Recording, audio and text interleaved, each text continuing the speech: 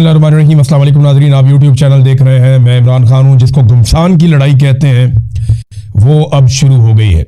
Donald Trump ने एक ऐसा हुक्मनामा दिया है जिसके बाद सूरत हाल मशरिक़ वस्ता की बहुत ज़्यादा ख़राब हो जाएगी, क्योंकि ईरान ने पहले बताया था कि जो हमारे साथ किया जाएगा वही पूरे खित्ते में होगा। ईरान ने कहा था कि अगर हमारी एनर्जी की साइट्स को तबाह किया गया, या हमारी रिफाइनरीज को नुकसान पहुंचाया गया, या हमारी उन फैसिलिटीज़ को जिनके ज़रिए से हम तेल निकालते हैं और पहुंचाते हैं उनको तबाह किया गया, तो बाकी खित्ते का भी कुछ नहीं बचेगा। इस वक्त जो इतला आई है उस इतला के मुताबिक लगभग एक मजीद जंगी बेड़ा वो जा रहा है। अमरीकी मरीन्स की एक बड़ी तादाद जा रही है।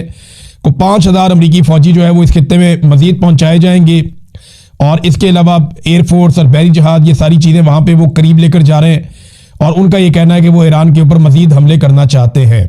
अब अमेरिका के अंदर शदीद मुखालफत हो रही है, तो डोनाल्ड ट्रंप इतना बड़ा रिस्क कैसे ले सकता है? क्या वाकई वो अपनी फौज को ईरान की सरजमीन पे उतारना चाहते हैं? क्योंकि देखें, यूरेनियम के हवाले से उनके पास कोई मनसूबा है नहीं। ईरान के पास जो तैयार यूरेनियम है जिसको वो एटम बम बनाने में इस्तेमाल कर सकता है, लगभग 450 किलो उनके पास है। इस पे पुतिन ने एक ऑफर दी है डोनाल्ड ट्रंप को। जो रूसी सदर है उन्होंने डोनाल्ड ट्रंप को कहा कि हम ये यूरेनियम उठाकर रशिया ले जाते हैं अगर आपको प्रॉब्लम है तो डोनाल्ड ट्रंप ने कहा नहीं जी, ये नहीं होगा। ये ऑफर डोनाल्ड ट्रंप ने मुस्तरद कर दी। और ईरान से तो भी बात ही नहीं हुई इस बारे में। ईरान अपनी यूरेनियम देता भी है या नहीं देता ये भी कोई नहीं जानता, लेकिन वो यूरेनियम है कहां? वो जहां भी है वो इतनी महफूज है कि जमीन की बहुत नीचे तह के अंदर उन्होंने रखी है कहीं। देखिए, अमेरिका का जो सबसे बेहतरीन बमबार तैयारा है वो B-2 बम्बर तैयारा, B-52, ये तैयारे हैं। इनके जो बम है वो स्ट्रक्चर्स को तोड़ देते हैं और वो बंकर तोड़ देते हैं। बंकर बस्टर्स हैं, यानी वो जाते हैं और जाकर जो जेरे जमीन स्ट्रक्चर बने हुए हैं उनको तोड़ देते हैं। लेकिन अगर जेरे जमीन स्ट्रक्चर बहुत नीचे है जमीन के अंदर तो फिर उसको वो नुकसान नहीं पहुंचा सकते। सैकड़ों फुट नीचे जो है वो ईरान ने, और वो मट्टी की लेयर है, कंक्रीट की लेयर जो है उसको वो तोड़ देते हैं मिसाइल्स। मट्टी की लेयर के अंदर घुसना वो बहुत मुश्किल होता है, और जो मट्टी है या जो कुदरती जो अवामिल है उनके अंदर से गुजरना बम का इतना आसान नहीं होता। जो कंक्रीट का स्ट्रक्चर होता है उसको तोड़ने के लिए बम डिजाइन किया जाता है। तो अब जो बम्स हैं वो भी वहां तक नहीं पहुंच पा रहे जहां पे ईरान ने अपने मिसाइल्स, अपने ड्रोन्स, या अपना जो उनके पास एटम बम बनाने की सलाहियत का जो सिस्टम है, या जो उनके पास यूरेनियम है उसको जहां रखा हुआ है वहां अमेरिका की एक्सेस नहीं हो पा रही। उन्हें जमीन पे उतरना पड़ेगा, जमीन पे आना पड़ेगा। क्या अमेरिकन इसके लिए तैयार हैं? क्योंकि ईरानी तो कह रहे हैं कि जमीन पे उतरे तो हम इनके साथ लड़ाई करेंगे, हम तो इनका इंतजार कर रहे हैं 50 साल से। और ईरानियों ने ऐसा लगता है बड़ा लंबा अरसा तैयारी की है इस जंग की। जिस तरीके से उन्होंने मिसाइल मारे, इस पे फाइनेंशियल टाइम्स की एक रिपोर्ट आई है। ये रिपोर्ट जरा आप देखें। इस रिपोर्ट के मुताबिक ईरान के जवाबी हमले ने अमरीकी हुकाम को हैरान कर दिया और हिला कर रख दिया। तेहरान ने खलीजी ममालिक पर 3000 से जायद मिसाइल और ड्रोन दागे हैं, 3000 से जायद, जबकि इसराइल की तरफ से सैकड़ों का इस्तेमाल किया गया है। अमरीकी ऑफिसर जो हैं मिलिट्री के और साबिक ऑफिसर, वो ये कह रहे हैं कि ईरानियों ने बहुत कम वसाइल से बहुत ज्यादा कुछ करने का कारनामा सरअंजाम दे दिया है, जिसकी मिसाल बहुत कम मिलती है। सस्ते शहीद ड्रोन ने रेडार, बंदरगाहें, फौजी अड्डे और तेल की तनसीबात को निशाना बनाने में बड़ा जबरदस्त किरदार अदा किया है। अमरीकी हुकाम अब मान रहे हैं कि हमने ये नहीं सोचा था कि ईरानी इस तरह का रद्द अमल देंगे। और अभी एक और बहुत बड़ा नुकसान हो गया, और ये नुकसान हुआ है सऊदी अरब में।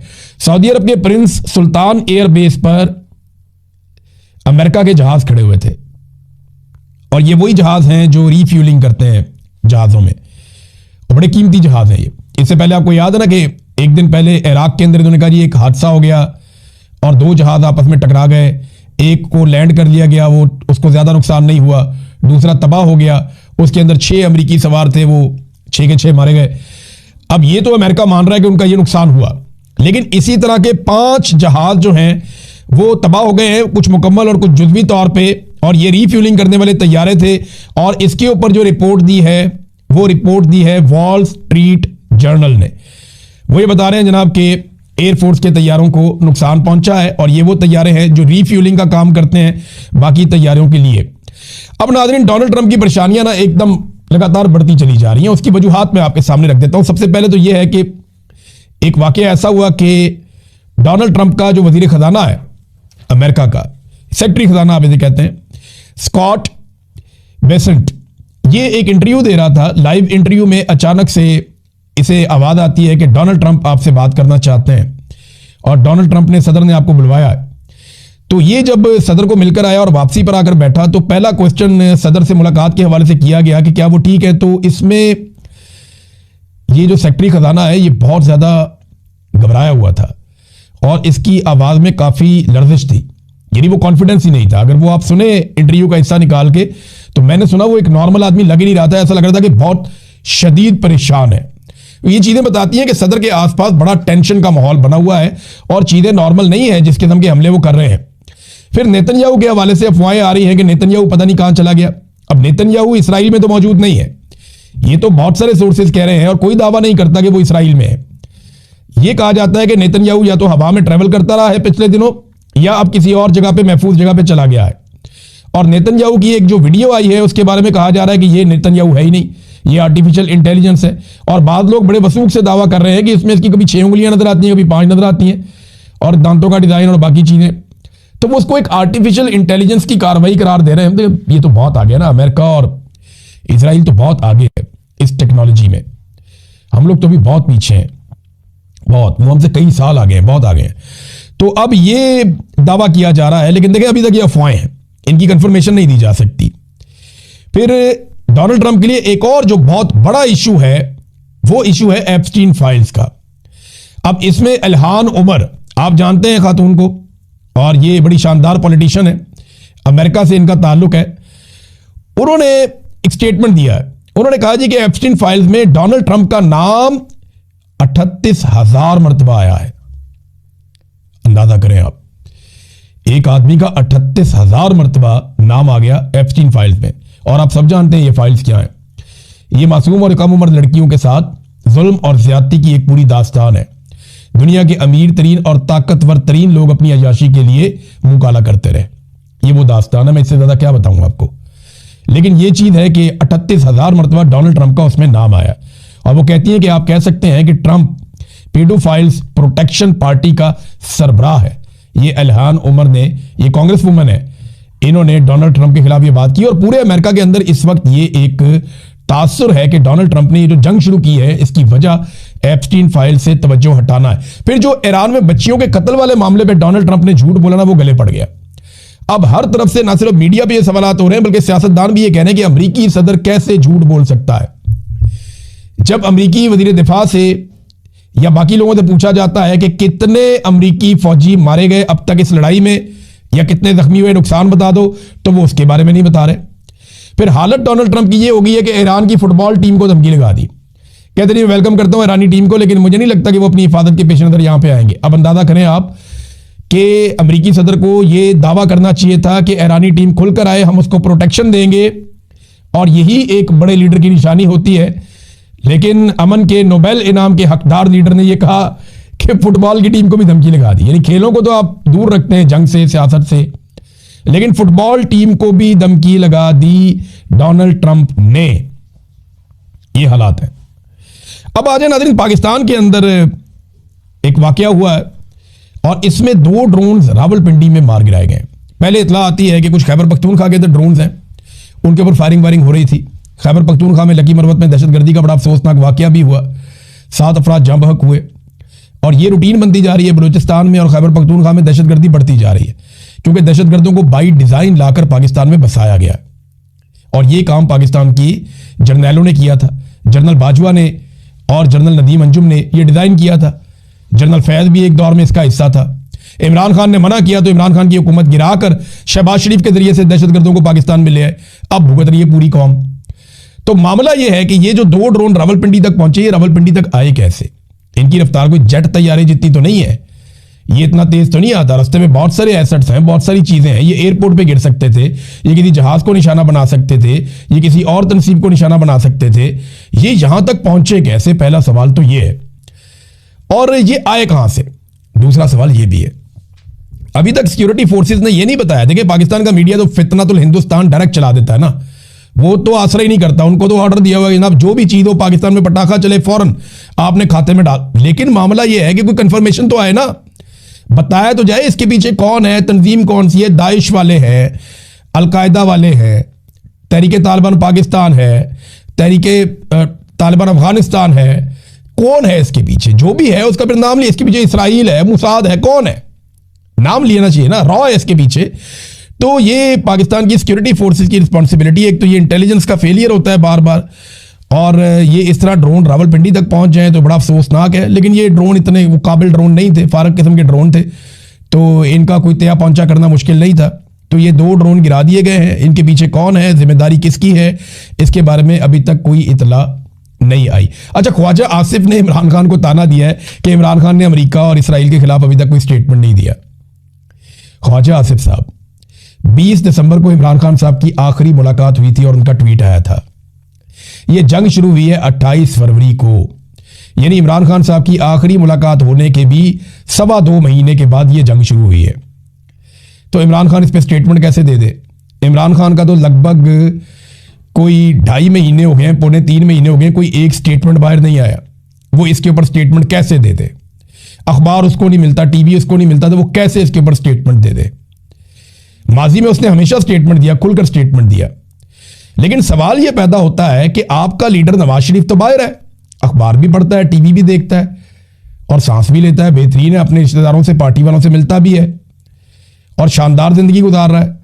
तो जो आपका लीडर है उसने अमेरिका को, डोनाल्ड ट्रंप को अभी तक तनकीद का निशाना क्यों नहीं बनाया?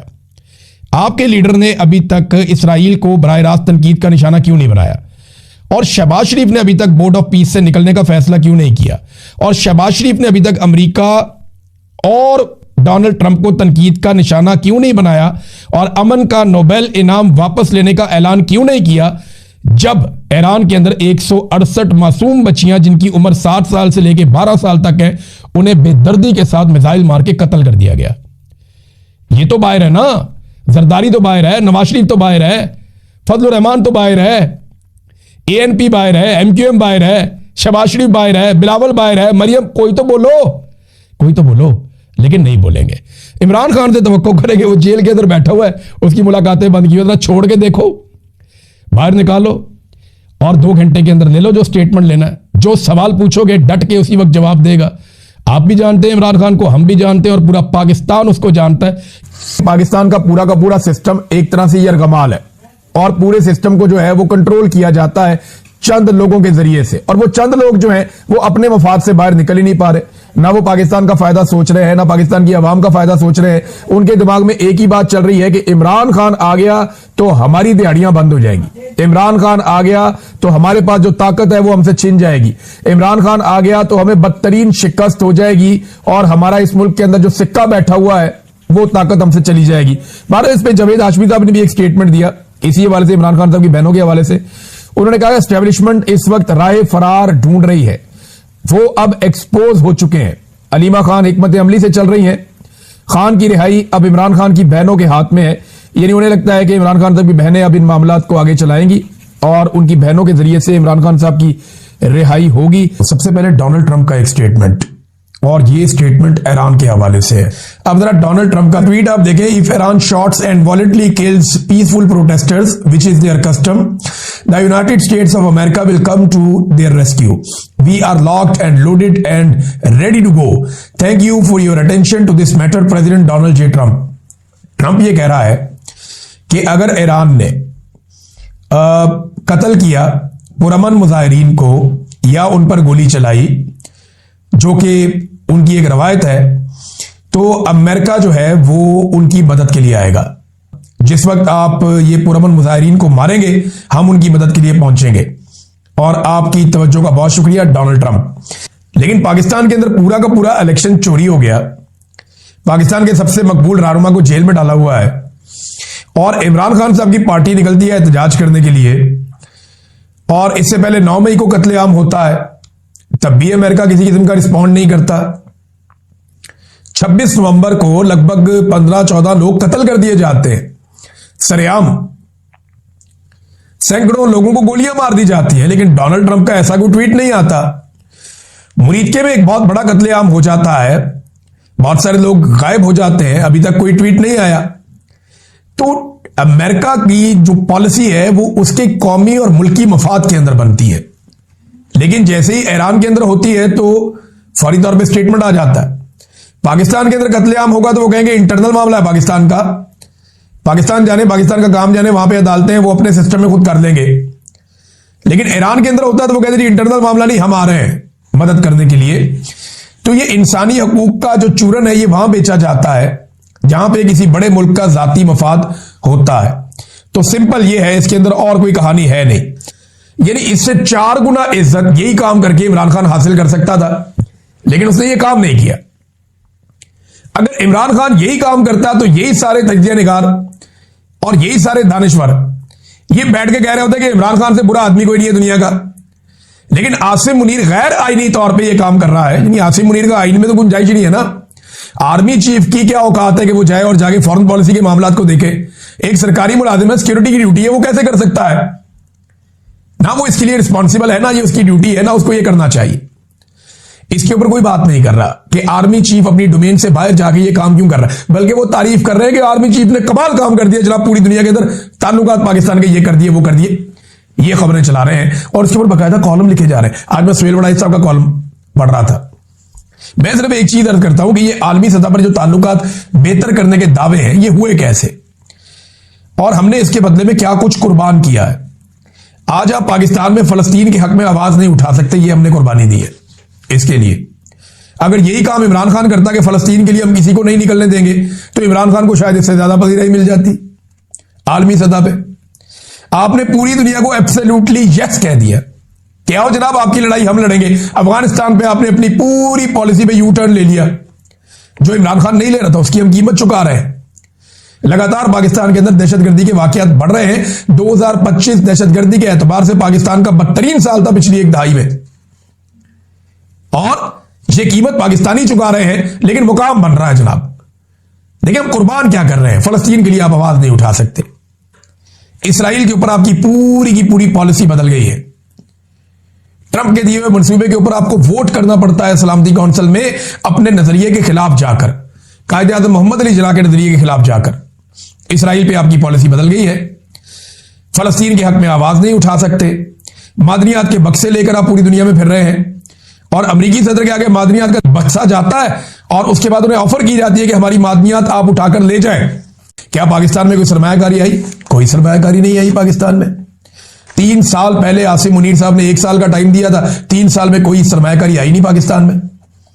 क्या कोई सियाहत आई पाकिस्तान में? नहीं। सयाह जो पाकिस्तान में आते थे वो भी अब नहीं आते। देखिए हुकूमत अच्छा काम कर रही है या बुरा काम कर रही है, ये एनालिसिस करने से पहले आपको ये देखना चाहिए कि ये हुकूमत बनी कैसे। क्या ये हुकूमत लेजिटिमेट गवर्नमेंट है? क्या ये हुकूमत काम करने के लिए कानूनी और आईनी हैसियत रखती है? इखलाकी हैसियत भी नहीं रखती। तो ये जो कहानी बात आपको कहानी सुनाते हैं ना कि आलमी सतह पे पाकिस्तान का इंज हो गया तो उंज हो गया, कुछ नहीं हुआ। आपको मिला ही कुछ नहीं अभी तक। आपने क्या खाना है वहां से लेके? आपको बुला के वो खाना खिला देते हैं, बिठा देते हैं अपने साथ, उसकी कीमत पूरी कौम अदा करती है। यही सारे काम जो गलत काम जो पाकिस्तान ने, चलो अपनी पॉलिसी बदली ना, पाकिस्तान ने अपनी पॉलिसी के ऊपर पाकिस्तान ने यू टर्न ले लिया। यही सारे काम अगर इमरान खान करता तो वो तारीख का सबसे जालिम और बदतरीन आदमी आप उसको कह देते। लेकिन यही सारे यू टर्न लेके पाकिस्तान की पॉलिसियां तब्दील करके, पाकिस्तान की नजरियाती जो पॉलिसीज है पुरानी उनको तब्दील करके, जब आप आलमी सतह पे थोड़ा सा निकल के आते हैं और उसका टके का फायदा पाकिस्तान को नहीं होता तो आप कहते हैं जनाब बड़ा कमाल हो गया। आज इन पॉलिसीज की वजह से चाइना नाराज है। आज इन पॉलिसीज की वजह से अफगानिस्तान से आपकी लड़ाई चल रही है। आज इन पॉलिसीज की वजह से पाकिस्तान का पानी और कश्मीरी भी आपसे नाराज है। आज इन पॉलिसीज की वजह से फलस्तीनी जो आपकी तरफ देखते थे अब नहीं देखते, बल्कि वो परेशान है कि ये आके हमसे असला छीनेंगे। आज इन पॉलिसीज की वजह से इसराइल आपसे खुश है, अमेरिका आपसे खुश है। और इन घटिया पॉलिसी जो पाकिस्तान के अंदर रखी हुई है इंसानी हकूक की पामालियों की, उनकी वजह से पूरा यूरोपीय यूनियन आपको कैसे देखता है। वीजे आपको नहीं मिल रहे, ये आपने कामयाबियां हासिल की हैं, जाओ जाके वीजा लगवा के दिखाओ। दुबई का, ओमान का आम आदमी को वीजा लग ही नहीं रहा। ये कंट्रीज पाकिस्तान को वीजा दे ही नहीं रही। और भारत, जिसको आप कहते हैं कि भारत कोई कामयाबी हासिल नहीं कर सका, ये इसमें हमारे लिए सोचने की बात है। कोई बहुत बड़ा मुल्क नहीं है भारत हमसे, हम भी बहुत बड़ा मुल्क है। हमारी 26 करोड़ की आबादी है, लेकिन ये डाटा आप देखें, भारत दुनिया की 4थी बड़ी इकोनॉमी बनने जा रहा है। कितनी बड़ी खबर है। ये आईएमएफ का डाटा, 2026 में भारत दुनिया की 4थी सबसे बड़ी इकोनॉमी बन जाएगा। जापान को पीछे छोड़ देगा। दुनिया की सबसे बड़ी इकोनॉमी कौन सी है?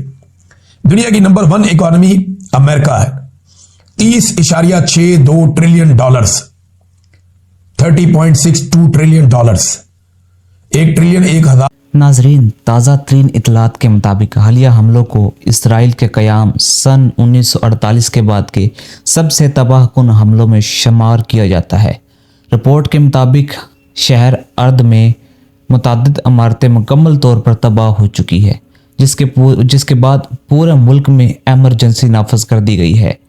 सबसे तशवीशनाक पहलू उन हमलों का डिमोना के हिसास मकाम पर है जहां इसराइल का जौहरी प्रोग्राम मौजूद है। इतलात के मुताबिक इसराइल के जदीद दफ़ाई निज़ाम जैसे आयरन डोम, ड्यूड सेलिंग और एरो सिस्टम के बावजूद कई मिसाइलों ने न सिर्फ दफ़ाई हसार को अबूर करने में कामयाब रहे बल्कि इंतहाई दुरुस्तगी के साथ अपने अहदाफ को निशाना बनाया।